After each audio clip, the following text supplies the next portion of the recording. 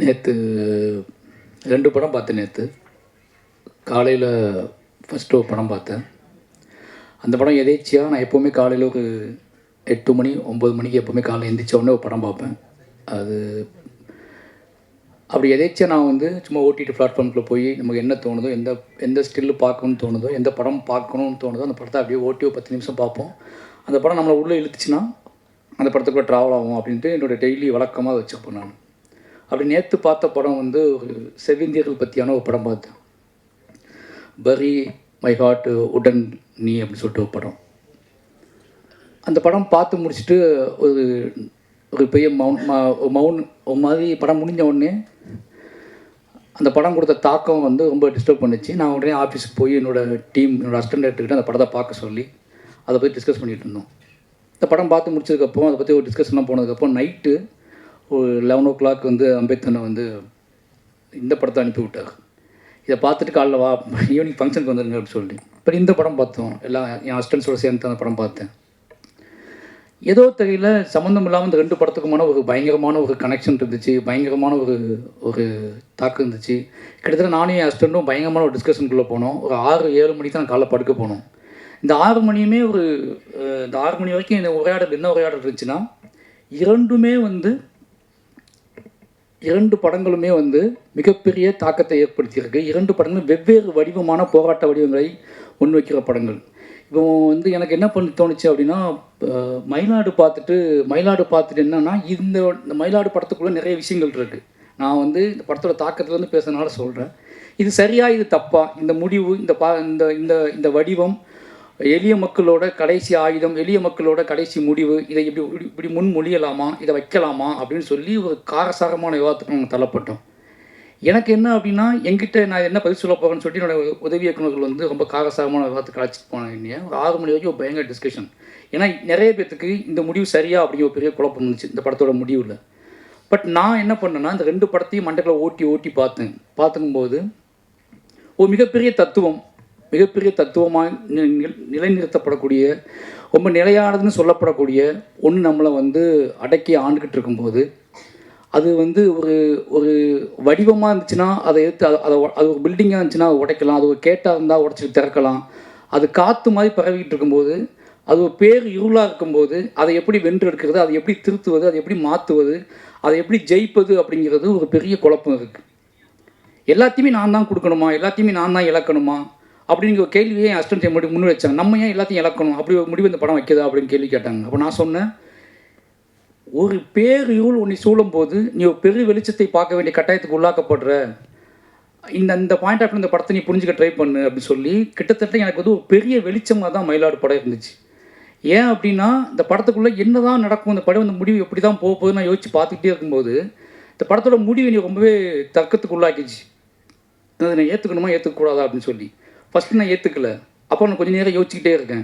நைட்லாம் யோசிக்கிறேன், இது எப்படி எங்கள் அப்பா என்ன பண்ணியிருப்பாரு, இதே சூழ்நிலை எங்கள் அப்பா இருந்தால் என்ன பண்ணியிருப்பாரு, எங்கள் அண்ணன் என்ன பண்ணியிருப்பான், நான் என்ன பண்ணியிருப்பேன், அவன் என்ன பண்ணியிருப்பான், இவன் இப்போ ஒவ்வொருத்துக்கும் ஒவ்வொரு வடிவமாக தெரிய ஆரம்பிக்கும் போது எளிய மனிதர்கள் கடைசியாக தாங்கிட்ட நீ என்கிட்டேருந்து எல்லாத்தையும் பிடுங்க ட்ரை பண்ணுறேன். என்கிட்டேருந்து என்னை மீறி என்னோடய நிலத்தை பிடுங்குற, ஏன்னா என்னோடய நிலத்தை பிடுங்குற, என் உடல் உறுப்புகளை பிடுங்குற, எல்லாத்தையும் நீ பிடுங்குற. உன்னை நான் ஜெயிக்கணும்னு ஆசைப்படுறேனோ இல்லையோ, பட் நான் உன்னையை எப்படி வென்றெடுக்குன்னு எனக்கு தெரியல. உனக்கு என்ன சொல்லி புரிய வைக்கணும்னு எனக்கு தெரியல.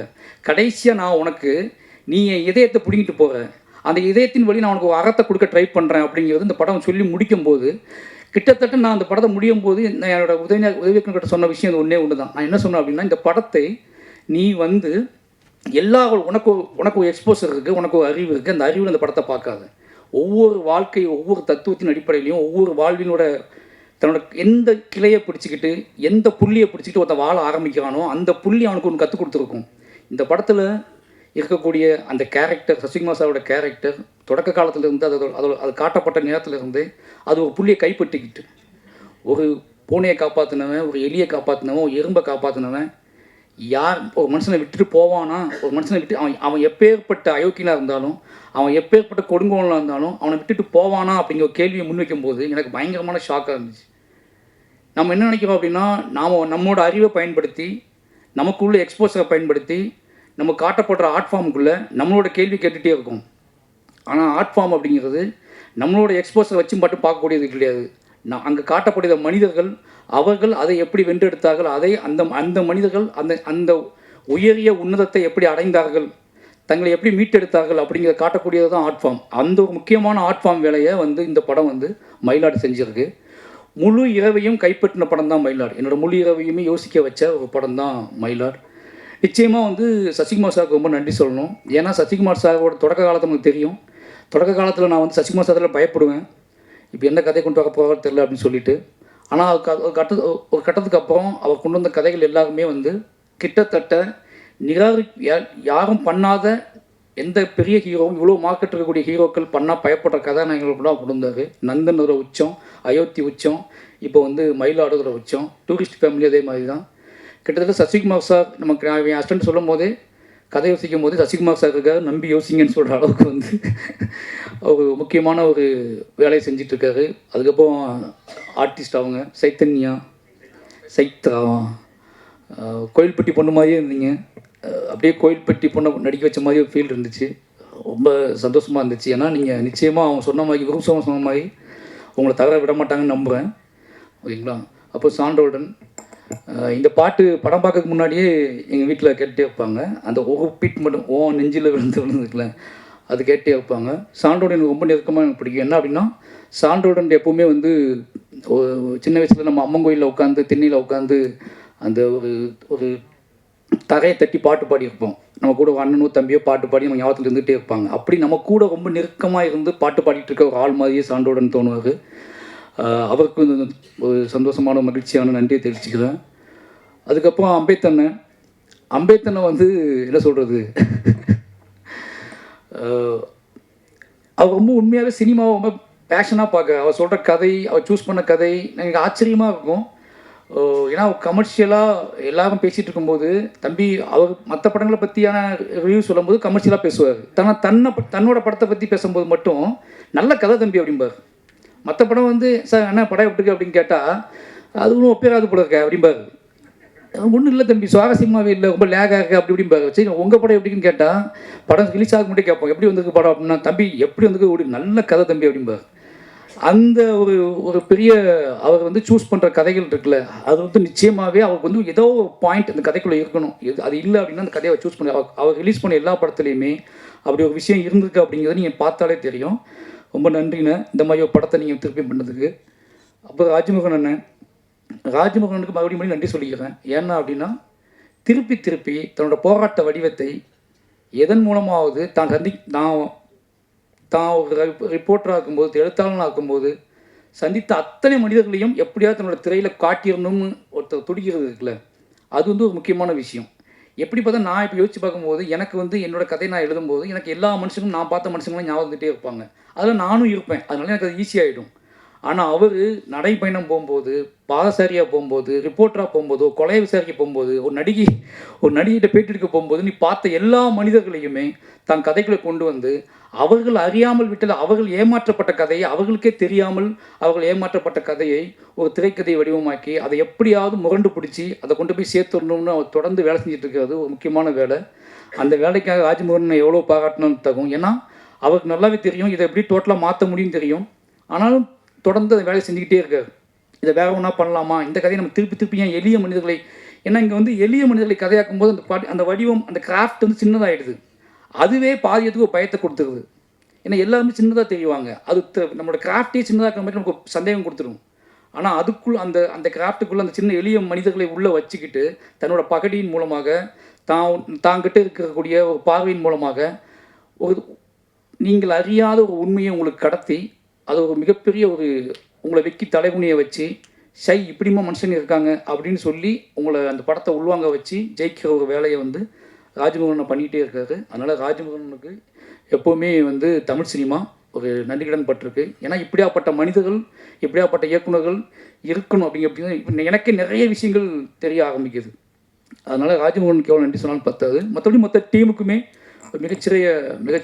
குரும்சாமி அண்ணா எனக்கு ரொம்ப ஆச்சரியமாக இருந்துச்சு. அது ராஜ்மோகனை எப்படி அது ஏதோ யூனிவர்ஸ்னு சொல்லுவாங்களா, அந்த யூனிவர்ஸ்லேருந்து வேறு உருவம் கொண்டு ஜோக்கர் கிளம்பி வந்து ஜோக்கர் கெட்டப்போ அவங்களுக்கு கொடுத்துருக்காங்க. ஜோக்கர் படத்தில் ஒரு கெட்டப் இருக்குள்ள, நம்ம அந்த ஜோக்கர் அந்த கெட்டப் போட்டு நீங்கள் உங்களோட பாடி லாங்குவேஜ், உங்கள் ஸ்டைலு அது ரொம்ப என்ன சொன்னால் விளையாட்டாக சிரித்து பார்த்துட்டோம். திடீர்னு படம் முடிஞ்சு பார்க்கும்போது யோசிக்கும்போது நம்ம திருநெல்வேலியில் ஒரு போர்டு மாட்டி ஒரு பத்திரிக்கை வேலை பார்த்துட்டு இருந்துப்பாங்கள்ல, சீரியஸாக வேலை பார்த்துட்டு இருந்துப்பாங்க. இன்றைக்கி சோசியல் மீடியா இருக்கும்போது நமக்கு வந்து ஈஸியாக எல்லாரையும் திட்டிட முடியுது, தான் யாருன்னு காமிச்சிட முடியுது, ஏதோ வகையில் தனக்கு ஒன்று கிடைக்குதுங்கிறதுக்கு தெரியுது. ஆனால் ஆரம்ப காலகட்டத்தில் இந்த மாதிரி எங்கேயோ ஒருத்தங்க இருந்துக்கிட்டு எழுதிக்கிட்டே இருப்பாங்க, செஞ்சுக்கிட்டே இருப்பாங்க, கம்ப்ளைண்ட் போட்டுக்கிட்டே இருப்பாங்க, மக்கள்கிட்ட போய் எப்படியாவது சொல்லணும் துடிப்பாங்க அந்த உண்மையை.